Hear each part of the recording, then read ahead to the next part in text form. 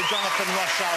And let's start, as we always do, by taking a look in my green room and seeing who's on the show tonight. My first guest is one of the most prolific and successful actors in Hollywood. From High Fidelity and King Kong to School of Rock, he's had hit after hit, and now he's back in Kung Fu Panda 3. It's the irrepressible Jack Black, ladies and gentlemen. Age 15, 1.5 right there in the house. Great to have you here, Jack. My next guest is one of our brightest new comics. She won the award for Best Newcomer at the Edinburgh Festival. She's a regular on all the Best Panel shows. I'm thrilled she's here. It is the very funny Roisin Conaty.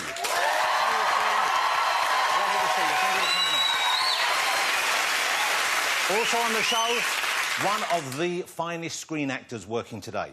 His films include such timeless classics as An Officer and a Gentleman, American Gigolo, Chicago, Pretty Woman. It is, of course, Richard Gere.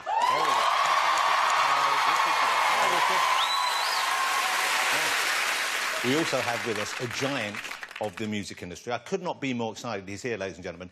He is the founder of one of the greatest record labels in the history of modern music, Motown. This man launched the careers of Marvin Gaye, Smokey Robinson, Diana Ross and the Supremes, the Four Tops, the Temptations, the Jackson 5, Stevie Wonder. The list goes on and on. It is, of course, Mr. Berry Gordy.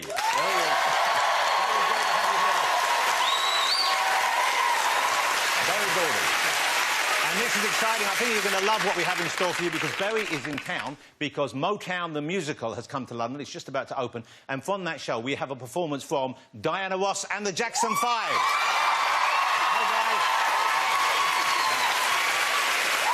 guys. They're not the original lineups, obviously. They're in the musical in the West End. So welcome to all of you on what is known by many as Panicking Saturday, the day that traditionally precedes Mothering Sunday. That's right, it's Mother's Day tomorrow, and at the very least, if you haven't done it already, you've got to get something. You've got to get your mum a card at least. That's not too much to ask, is it? And you can get them all over the place. Here's one I got from the nearby garage. It's a lovely little pretty picture of a bear for a very lovely mum. However, I would not recommend you buy this one that I saw posted on Twitter that was found in a shop in Glasgow. Here it is.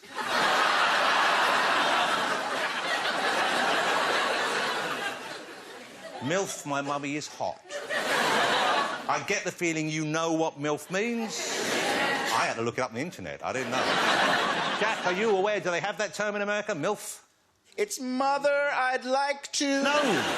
Jack, it's mum, I love you forever. What's wrong with you?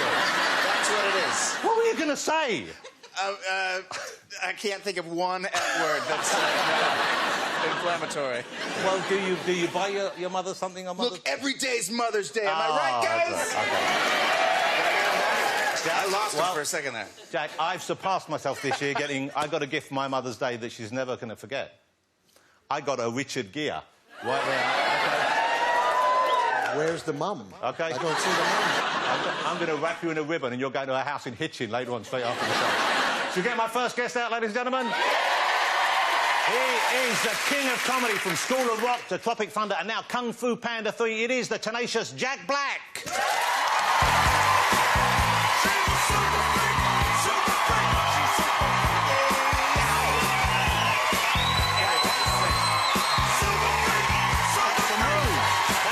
Good to see you, Jack.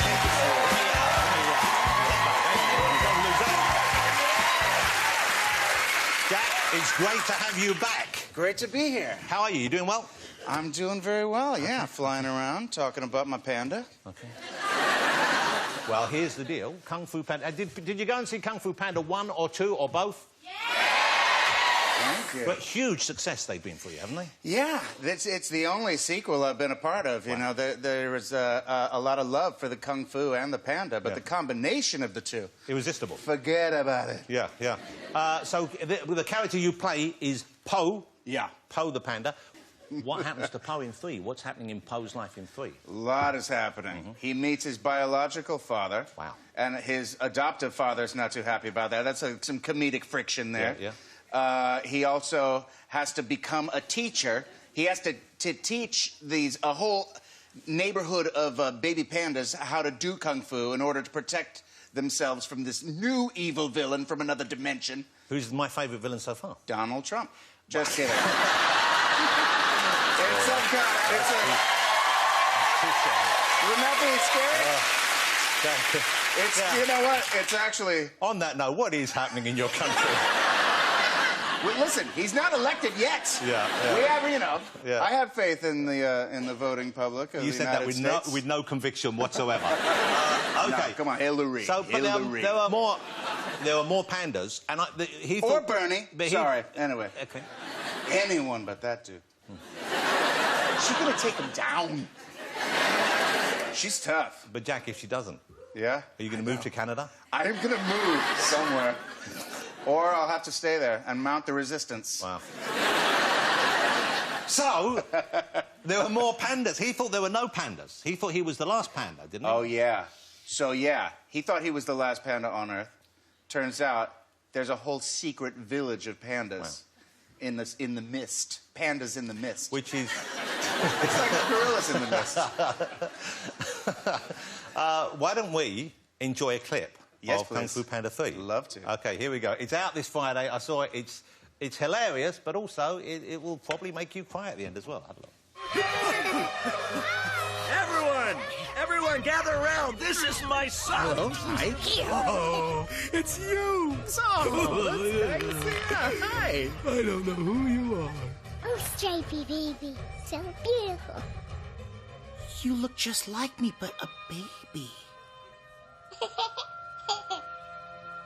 You're like me, but old. You're like me, but fatter. You're like me, but with a hat.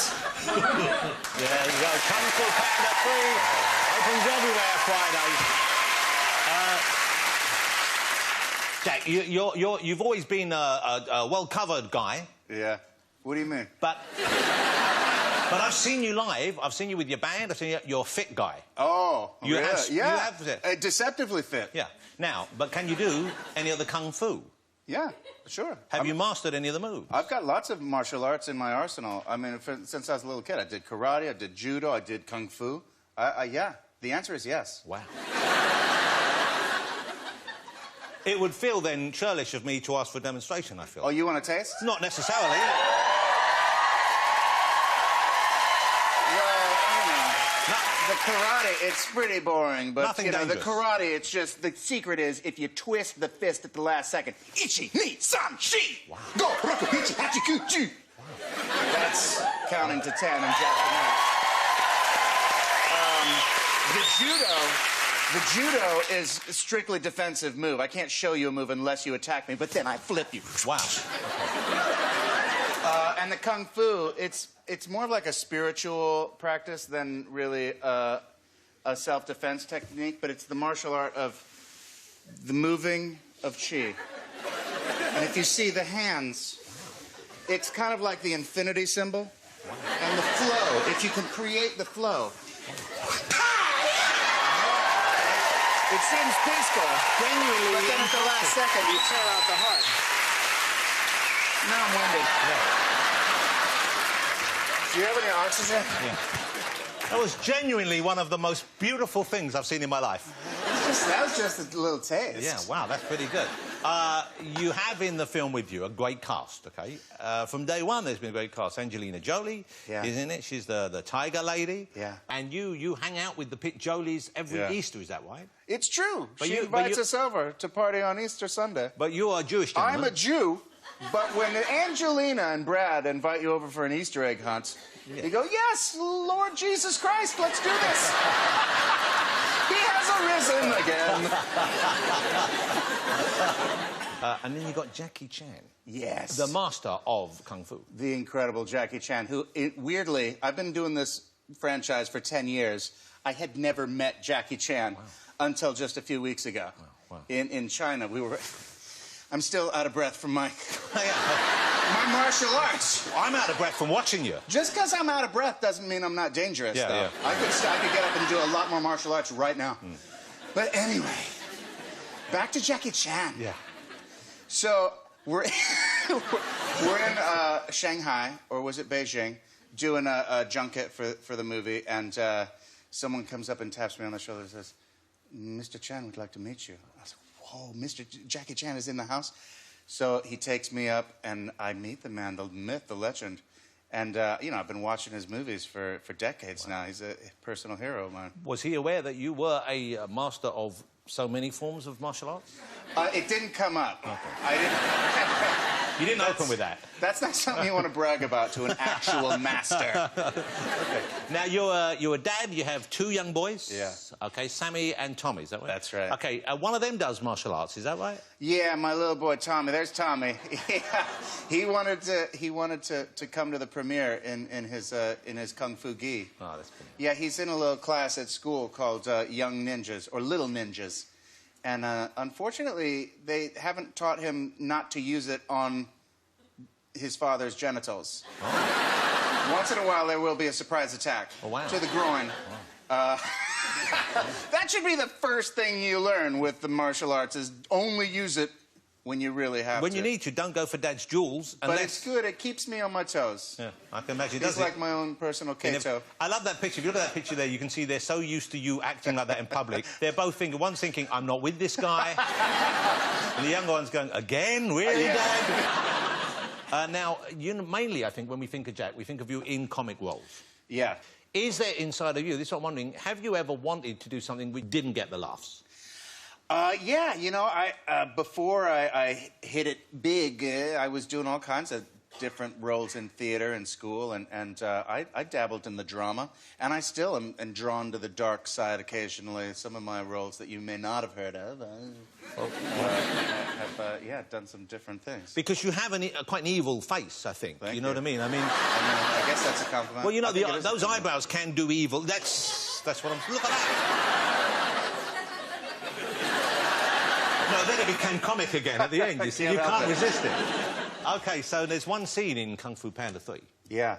In which Po is kind of showing off, but he's also just playing to the gallery, he's having fun, and he's showing off how many dumplings he can stuff in his mouth. Yeah. He gets 22, I think. Yeah. And I don't have any dumplings here. Good. It's the first time I've said that, and people have moaned. They were all looking forward to me stuffing dumplings in my face. Sorry, guys. But no dumplings today. We do have some marshmallows. Do you want to see how many you could put in your mouth? That's not what a Hollywood legend does. Angelina is in here. Listen, I'll stuff some. I'll see if we can break the record. Okay. I'm positive I cannot do 22. OK. OK. Do you want me to... you know what? I'm going to challenge you to this. Oh, we're both going to do it? Yeah. Let's get it started. Hang on. Ground rules. OK. You don't have to consume, you don't have to swallow the marshmallow. In fact, you can't. You're forbidden. Yeah, to so it's just if how you many we swallow, get you could do infinity. OK. OK, you ready? Yes. And shall we begin? Yes. We go at the same time. Go. Everybody was fighting. Those kids were just like me. In fact, it was a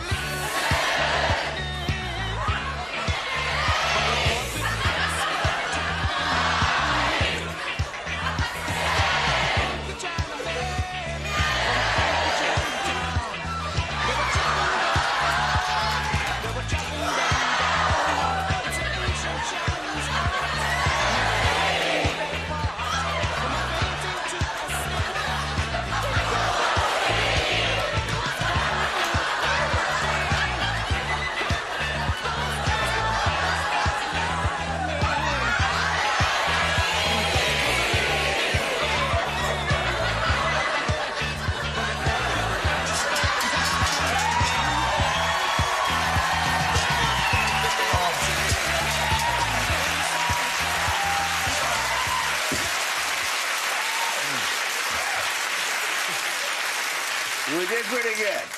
That was deliciously horrible. It's good when you don't swallow, though. You just get a bit of the residue. Yeah. That's not the first time you said that to me, Jack. Happy Mother's Day. Happy Mother's Day. OK, so Kung Fu Panda opens all over the UK this Friday. It's tremendous. Mr. Jack Black, ladies and gentlemen. Sure to come on the show, we'll be joined by Washeen Tunnity, Zoe Goldie, and Richard Gere will be here. Don't go away.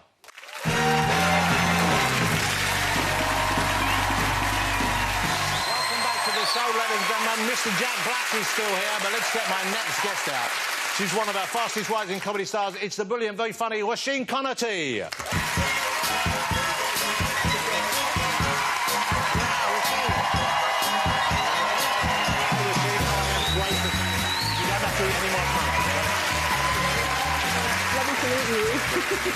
Washeen, come and sit down.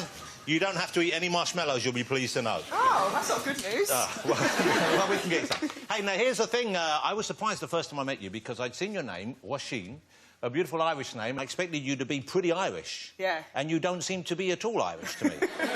No, Irish parents moved over in the 70s, Margaret and Charlie. They named their children very Irish names. But they don't have... Margaret and Charlie aren't really Irish names, are they? No, none of my cousins got Irish names either. It's only the ones in London who've How many got the cousins Irish do you names. have? I've got 80 first cousins. Oh, hang on. You've got 80 cousins? Yeah. And none of them have Irish names? A few of them do, Right. but not as many, like, you know, so there's Nullig and Finbar and Conrad. There's a few, but not as, You know the other 77 are going to be really annoyed they didn't get a name. Declan, oh, don't You're gonna have to, that's all you're going to do now. You've got about 8 minutes. Just do the names. I can't remember all their Is there names. I bet there's an Aoife in there somewhere. Maybe? I don't know. I'm not sure. So do you find, is the name something of a challenge to you? Because, you know, I was practising. How do you say it? Well, Washeen. Yeah, it's like row your boat and Mr. Sheen's how I say it, Roisin. So you use a mnemonic to remember it? Yeah. That's a mnemonic, isn't it? But I'm in Ireland and sometimes people call me Roshin in Ireland. So it's a name that always causes a lot of discussion. Yeah. But they presumably say it in an Irish accent, Washin, like that. It's more like a... What was that accent? It was Irish. Do it again? Washin. So, like Jackie Chan. You do an Irish accent, Jack? You must be able to do accents, I'm sure. Oh, sure. Oh, no, my, that's oh, more no. of a... That's good. Yeah, you're right. You're doing a Irish woman. Definitely an Irish lady. You're tormenting me. Oh, I'm not sure. I need to work on Yeah, that. we're going to get taken off the air if we keep doing this. This is OK, so you won Best Newcomer at Edinburgh in 2010, which was... Well, it must have been such an exciting moment. Was that... Yeah, it was a big moment. It's, you know, sort of the festival was a huge... Edinburgh Festival for Comics is, like, a huge thing. And, yeah, it was it's just one of those weird surprises. One of those anomalies that benefits you, you know? Sort of like, oh, I've won. Brilliant. So, presumably, then you get more work afterwards, you get more offers for things? Totally, yeah. Is that when your TV work began, really, in earnest? Yeah, I hadn't done any telly before that, so I'd sort of done stand-up straight after that on TV and stuff, and so, yeah, it's got a lot busier. But you must be getting recognised a bit more now, because I've seen you on a lot of different panel shows. Do you enjoy that process, being recognised in the street? Do people know who you are? I sort of get recognised. If I don't have lipstick on, I don't get recognised. I went to the Bond premiere recently, and I was... there's sort of very famous people there, and I was walking up, and then this lady said to her husband, really angrily, she went, get a picture. And he just looked me straight in the face and went, who is she? and then so I thought, I'll walk on, and then she went, oh, well done. It was Adele. She missed Adele. Really furious. Yeah. A lot of your material, it seems to me, currently is about being single.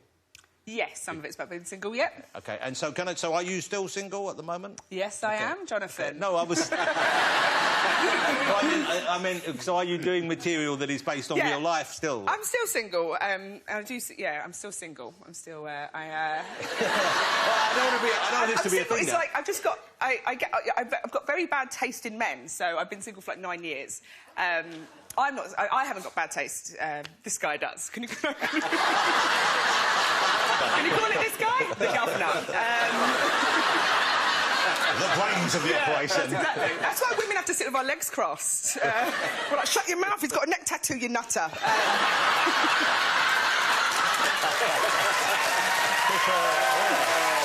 Right, ladies? Some parts of you make bad choices. Yeah, well, there's nothing going in or out. It's all stopped until she learns to behave herself. OK. That's very crude for Mother's Day. Can you go there? Is there classes you can go to, or can you... There should be. Some sort of, like, dog walking, like a trainer. There must be a whisperer who can do that kind of thing. Now, you wanted to be a singer, didn't you? That was your first love, wasn't it? Yeah, I really... When I was sort of young, before sort of puberty, I was like, I'm going to be a country and western singer, and I sort of was just like, that's fine, that's what I'm doing, and I used to write these terrible songs. And then my cousin's boyfriend, when I was like 12, sort of just was like, oh, but you know you can't sing, right? And I was like, I remember, I've got such a sick memory, I was like, yeah, of course, yeah. And I sort of got out the bathroom door, I was like, oh, God. I'm going to have to do my GCSEs. Yeah, I really thought I could be a singer. Happen. Did you write, you had written some songs, or you were performing like covers? No, so write songs, but they were I'm not very good at editing. So if I was writing about a thing, I had to do like the whole thing. So I'd do a day, and the song would last a day. Yeah. So like, a song might be like, get up in the morning, 8:30, go get dressed now, brush my teeth and wash my face, go downstairs. That lasted the whole day. Until bedtime. Did you record those? You gotta always record, just in case magic happens, right?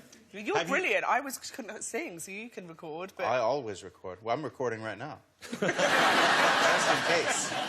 Were you always able to sing? Were you always, or did you have training? No. I mean, I remember. Sorry.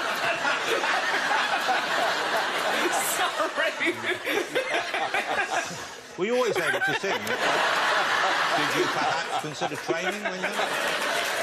Yes, great question. Thank you. I never had any formal training. I did a little singing in high school in chorus and some musical theatre. That's about it. Well, I'm glad I asked. Yeah. Gifted. Washing, what are you doing next? What's up for you next? I am making my own sitcom. Yay. Yeah. I'm writing that at the moment. It's called Game Face, and we're filming in the summer. And so the pilot went out about 2 years ago. And I'm also doing another series of Man Down, which is Man Down is a big hit, and it's a great show. Greg Davies sitcom, yeah. Well, I'm looking forward to that. But tell me about Game Face, and you're writing this yourself? Yes. So what is Game Face? I've heard the phrase. I'm not sure I know what Game Face means. What does Game Face mean? I think it's the face, it's sort of like, you know, when you're sort of on the blag, you know, that face when you're front, you kind of like put your game face on, you know. So when you're going Tits and teeth. Which would have been another title for it, of course. I tried. It's lovely having you on. I think you're brilliant, and it's such a joy having you here. Ladies and gentlemen, Washeen Connaughton. Thank you so much. Still to come on the show, we'll be joined by Motown legend Berry Gordy and the wonderful Richard Gere. See you after the break.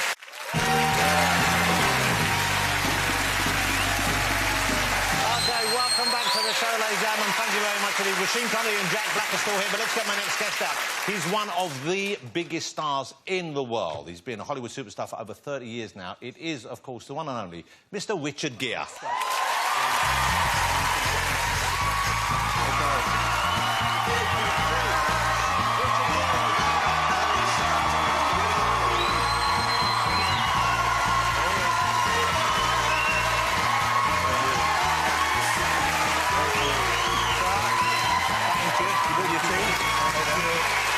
This is what I'm going to do to kill about 10 minutes. Yeah. Okay. Hello, how are you? Nice to see you. A lot of people up here. Well, I think you have to go and do that now. Well, go and say, what do you think? Go and do that now. What is wrong with you? Well, Steve, you've got to go and shake some hands over there. I'm going to do it too. Come on, where's he gone? Where's he gone? Where's he gone? Now he's gone over there. Okay, we've got to take this side. We've got to take this side. Come on, we can do this side. Come on. We'll do this side. Come on. We'll do this side. Come on. Yeah, hello. Yeah, take that there. Oh, no. No, he's gone down. He's gone down. He's gone down. He's gone down again. He's gone down again. He's gone down. Hello. What are you doing, dear? How is that? The Jonathan Ross, ladies and gentlemen! Jack Black! And thank you all for coming. We'll see you next week. Is that it? That's all we got time for. Take care.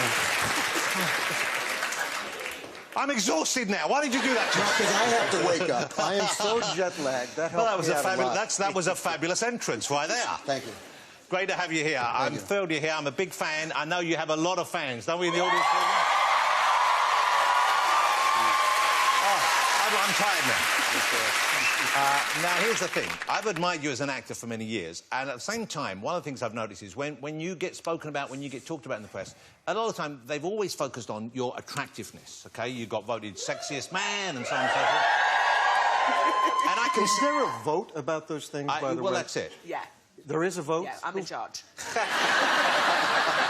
And he's still got it, I imagine. Of course, but that's... I don't want to be pervy and sit next to someone, but yeah. Are you comfortable with that, though? Is that a weird thing to be on the receiving end of? Of course it's weird. It has nothing to do with me. Of course it's weird. Now, Jack Black, it wouldn't be weird for him. No. Yeah, that's not a thing I've ever experienced. Being voted most sexiest man alive. Never.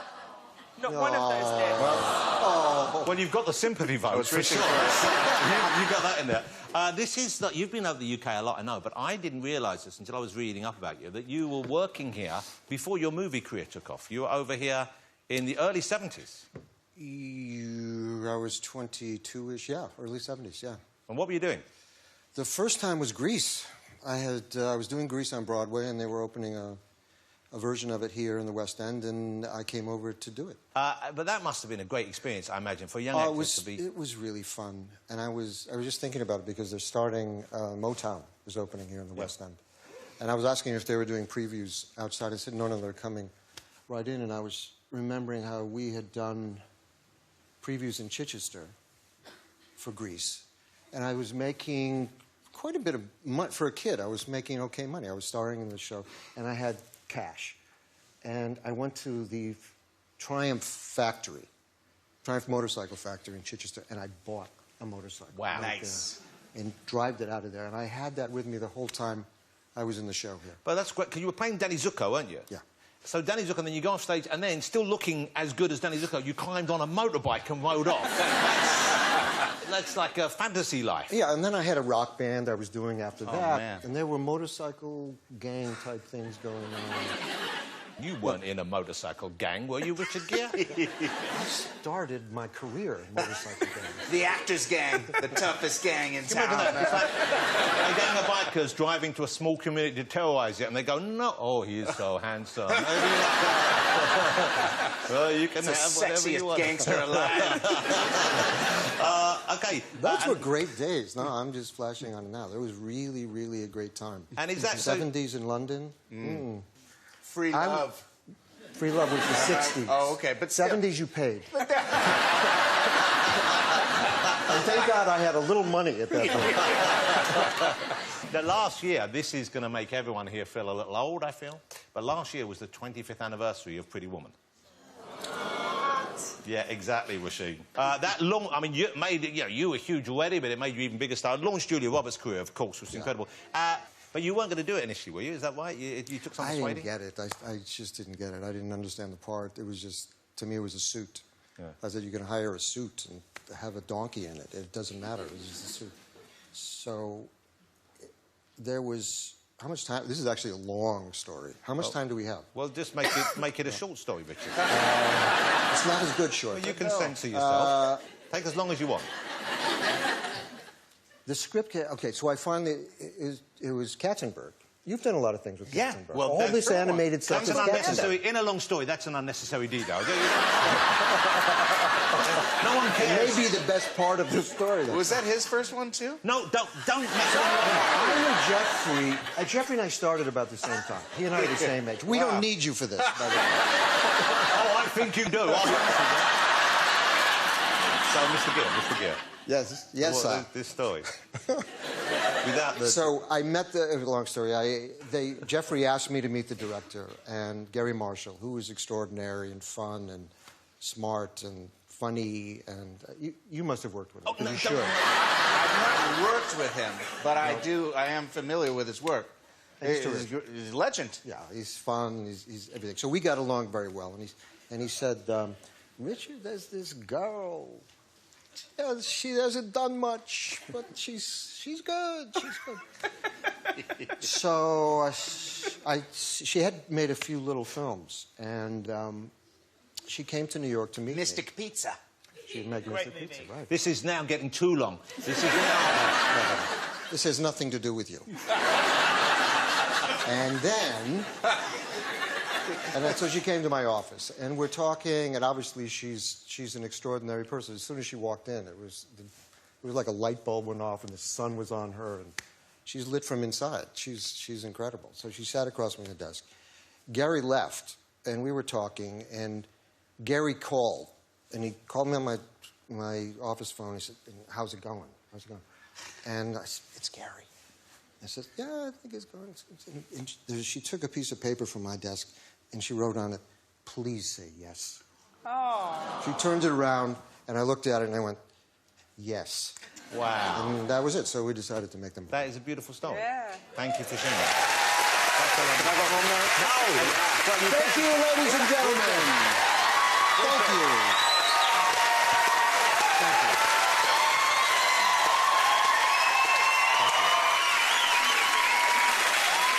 Rich is in a new film. The film is called Time Out of Mind. It's out now. And it's not a romantic comedy.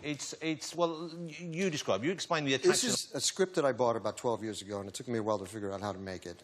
But the way we shot it, it's an immersive movie about a guy who ends up on the street. It's about homelessness. And I wanted it to work as a document about how one functions. What do you do when you lose your place? And it's one of the things I'm most proud of I've ever done. So This is Time Out of Mind, and it's open in selected cinemas over the UK right now. Those were your very words. You're sick in the head. You're not well. You don't like yourself. You're depressed. You don't believe in yourself. So what's society supposed to do with you? Why should they care? Did you ever care for me? I've been feeling for the last 10 years, maybe, Were you ever there for me? that I am just one stupid loser of an idiot. You are. And I'm just not so sure anymore. Am I homeless? No. You just reduce. Am I homeless? You reduce on your way up, George. That's I'm all it is. homeless. I don't exist. You reduce. We don't exist. The film is Time Out of Mind. The subject of homelessness is a tricky one to tackle, I would have thought, for a movie. It feeling genuine, it coming from the right place, it not being patronising, it actually being respectful to the people who find themselves... No. I didn't want to make this like a movie of the week or something like that. And there's no solutions in this. It's immersive about what it feels like. The first shot we did was I got out of the car and I walked into Astor Place and I just stood there. And I started begging a coffee cup. And pretty soon I realized no one is paying any attention to me. There's just the physicality of being in character there. 45 minutes, no one paid any attention to me. Wow. It was one of the freakiest experiences and profound experiences of my life. But I imagine there aren't many places where you go when you look like yourself that you would be able to enjoy 45 minutes. There's no way I could have. But the physicality of being this character was enough that I could see, when I relaxed into it, I could see people from several blocks away just from the silhouette of my body making a decision, homeless person. And then from that point on, that's all they saw. Wow. It was an amazing experience making this film. Were there any people who actually did respond to you with kindness you didn't expect? Did you find people who actually didn't look past There was one episode. It ended up on the front page of the New York Post. I was at one point outside of Grand Central Station, the big train station in New York. I was going through garbage cans. The camera's hidden away under a Men at Work tent. And in the middle of a shot, I got a tap on my shoulder. No one has paid any attention to me in 21 days. The tap on my shoulder, I turn around, there's a woman with a bag. And I was in shock. No one had broken through to me, a bag, and saying, "No, it's all right. It's good. It's for you." And I took the bag, and she went away. And so I walked out of the shot, went over to the director, and said, "Did you get that on film?" He said, "No, we had panned off at that point. And it didn't end up on film. But there was a paparazzi who shot that, and it ended up on the cover of the New York Post. They spent the next 10 days trying to find this woman. And what was in the bag that she gave you? Some Italian food. It was pizza and something. So she'd bought some food for you? She had bought it, yeah. It wasn't just leftovers. She had been eating in one of the shops there, saw me going through garbage cans. So in 10 days, they found the woman. It turns out it was a French tourist. Wow. It wasn't even a New Yorker. It was a foreigner who was giving me the food. She had no idea it was me. When she was told it was me, of course, she freaked out. She probably wanted you to pay for it. She did. Before we move on, let me just say one thing. You know, you've been responsible in several of your movies in creating moments which have become genuinely iconic moments of cinema. And I'm sure you're aware of that. And I hope you don't mind indulging us while we enjoy one now. This is the classic scene from An Officer and a Gentleman. I hope you enjoy it. I think you'll find this has all the power that it always did. Look at this.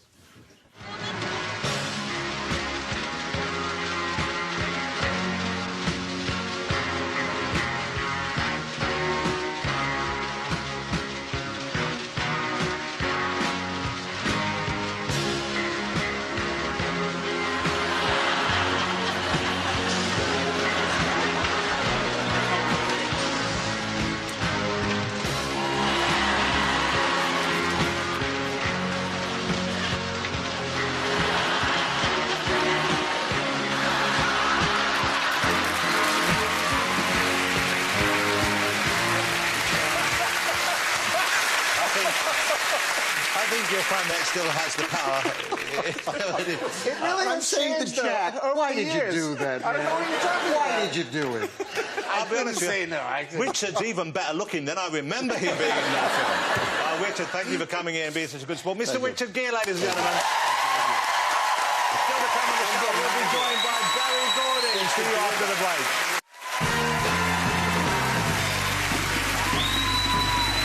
Welcome back. Let's get my final guest out. Here's the man behind the legendary Motown Records.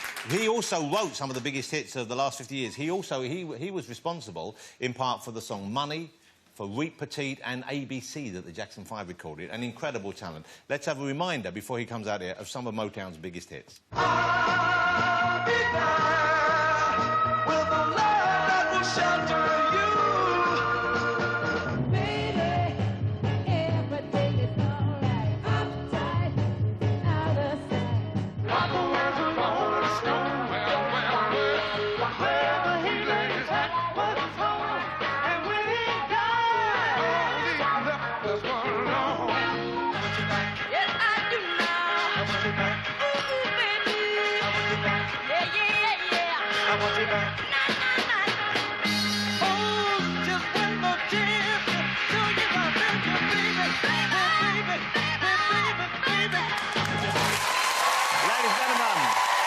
Responsible for that, Mr. Barry Gordy.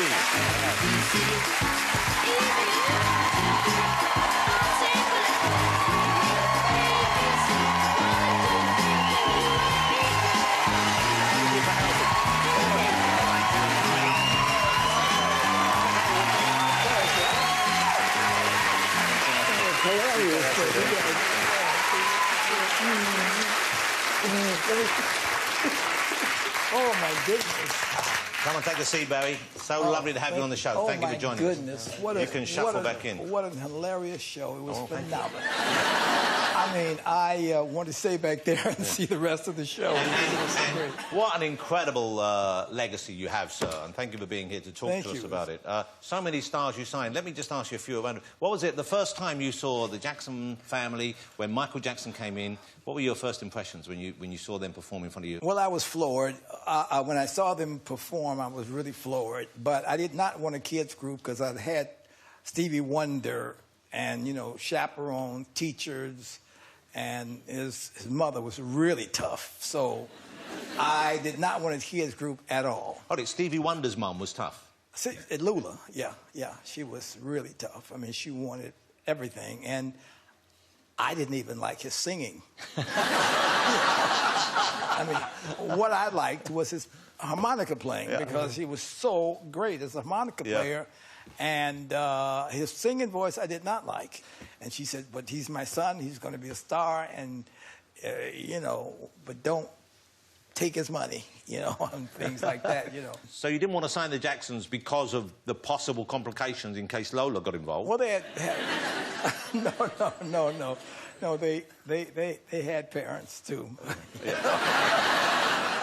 And so what won you over? What did you see in that family, in those kids, in Michael in particular, that made you realize? Michael was, of course, he was phenomenal because he could dance like James Brown, he sang like Jackie Wilson, and even though he was maybe 10 years old, he looked like he was 2 years old, and he was singing like he had been around for 30 years because he was singing a love song that Smokey had written, and it was like a song for a man who had lived through love and pain for 30 years. He was just incredible. Another, you know, obviously you've mentioned Stevie Wonder. Marvin Gaye was someone who I was just enamoured of, his work and his talent in particular. And I was amazed. I don't know what happened that period when he made the classic Protest album. What's going on? Because that seemed out of sync with the earlier Motown work very much. Now, was this something that you were comfortable with initially? Did you encourage him in that? Or? No. Marvin was, at times, very crazy. I mean, he was a genius and the truest artist I've ever known. But he had all these wild ideas, you know, about life and about, he was an activist. And I said, you cannot release this record because it's not something that we do at Motown. But he sort of ended up making me an activist because he was worried about the world, pollution, brutality, you know, and all those kind of things. And he turned out to be right. And when he did What's Going On, it became the biggest album that we had, even though I said you can't release it, but he convinced me by singing it to me and making me listen to it. So Marvin was that kind of a determined person. But then he had the crazy side, too, because he came to me one day and said, why are you paying taxes? You don't have to, you know. It's in the Constitution. You don't have to pay taxes. So I said, well, Marvin, I don't know where it's in the Constitution, and I don't know about it, but I do know if you do not pay your taxes, you will go to jail. And that was it. And I know you recorded some of the speeches of Dr. Martin Luther King. Yes, I did. Because our music was bringing people together, and Dr. King felt that our music was giving the same message he was trying to give. It was giving an emotional message where he was trying to give political and ethical reasons why people should all live together and be happy. And as he was there, hearing our music and how people were joining together, white and black and all of that, he was just so impressed with that. And he said he wanted me to work with him and be a part of him. So I released all 3 of his albums, and he actually signed a contract with Motown. And we had a wonderful time, and it was just great. Let me ask you about the musical, which is happening here in London, because so many of the great songs, it's kind of, without wanting to sound too cheesy, but it's the soundtrack to our lives, in a way, the Motown back catalogue. I mean, just incredible. It opens Tuesday here in London at the Shaftesbury Theatre, but it's the story of the record company. It's your story as well as the acts. Yes. And your relationship with Diana Ross is represented on stage, and I wonder, that must be, I would have thought, a strange thing to see that private side of your life on stage like that for an audience. No, there was a lot of private things on the stage because when I started my record company, and I felt that all people in the world were, you know, the same. You know, I mean, black, white, Jew, Gentile, cops and the robbers. I wanted them all to really understand my records and love them the same as we did, because I've always felt that everybody was created equal. Everybody was the same. And I must say, you know, that I am always so thrilled when I come here, because this was, the UK was the first country outside of America that really understood our music even more than we did. And when we came here for the first time, and we were just in a little house in Detroit, and to know that our music had reached the UK was so amazing to us. We came off at Heathrow, and there were signs, and welcome Motown, and we love you, and we were just shocked, and it amazed all of us, and we can never forget that. You said it was from a little house. I just want to show this picture. This is the Motown house from way back in the day. If you just look at that, Hitsville, USA. That's quite some. Even then, you had that confidence to know that it wasn't just going to be an ironic joke. That's what you were going to be, Hitsville, USA. Yeah, we had great confidence, and I remember that very day that we named it. We said it's a house where hits are going to be built, and Hitsville was like kind of a hip thing, and I was, a little hip guy, you know, and that was it. Barry, I could talk to you all night, but we have some great music to listen to, so I'm just going to ask everyone to join me in saying thank you to Mr. Berry Gordy. Thanks to all our fabulous guests tonight. Join me again next week on the show where I'll be joined by Glenn Close. One of my favourite American comedians, Marlon Wayans, will be here. From The X-Files, Gillian Anderson. We have comedian David Baddiel and music from Carrie Underwood. But now, from the cast of Motown the Musical, I want you to go crazy for Lucy, Ishan, Simeon, Devon, Kyle and Simon, or to give them their stage names, Diana Ross and the Jackson 5.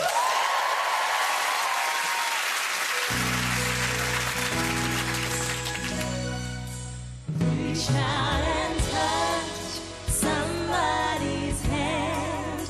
Make this world a better place.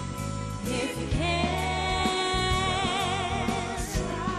take a little time out your busy day to give encouragement to someone who's lost their way. Or would I be talking to a stone if I asked you to share a problem that's not your own? We can change things if we start giving. Why don't you reach out and touch somebody's hand?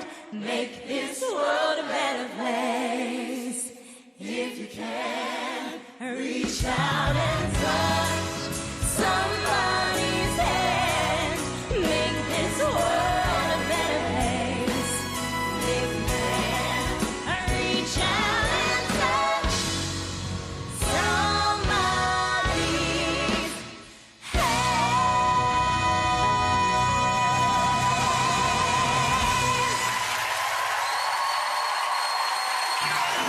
Good evening, ladies and gentlemen. I'm very excited to be presenting the newest and youngest members of the Motown family, the Jackson 5.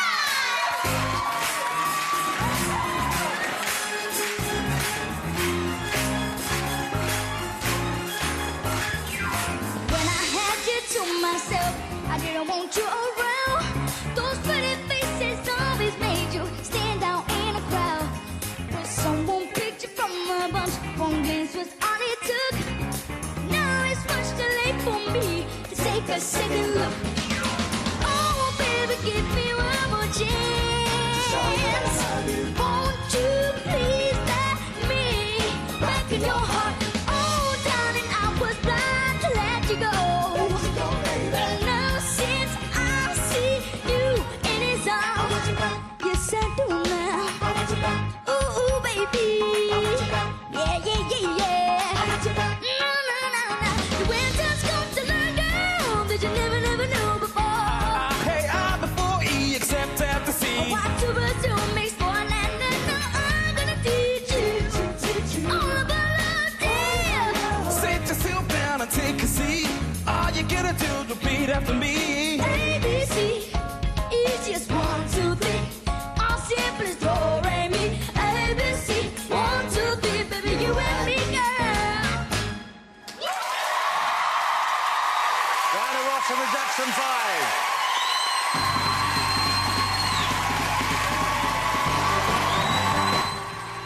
Well, stay with us for the latest news on the way next. Raider faces a terrible truth in Beowulf. Return to the Shielands tomorrow night at 7. Then from the big ones in the wild to our feline friends at home, the story of cats is at 8.